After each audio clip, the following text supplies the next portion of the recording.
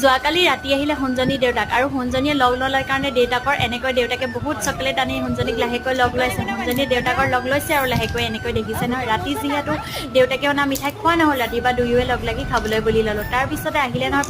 পাৰ্চেলত আহিছে সোণজনীৰ ভাগৰ খেলা বস্তু আৰু এডাল খোৱা বস্তু থোৱা ষ্টেণ্ড তাৰপিছত দুপৰীয়া আহাৰত সোণজনীক মই কি বস্তু খুৱাওঁ কেনেধৰণে খুৱাওঁ জানিবলৈ হ'লে কমেণ্ট কৰিব তাৰপিছতে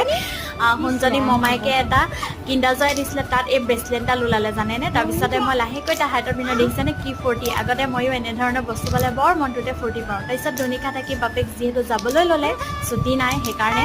এয়া সোণজনীয়ে লাহেকৈ বাই বাই দিছে মোক দেখিছেনে দেউতাকৰ লগত যাবলৈ ওলাইছে তাৰপিছত যিহেতু মৰাণ থানাত থকা হয় দেউতাক ছুটি নাপায় কাৰণে দুইজনীয়ে লাগতিয়াল বস্তু অলপ আনি যাবলৈ লৈছে সোণজনীও লগ নেৰে দেউতাকেও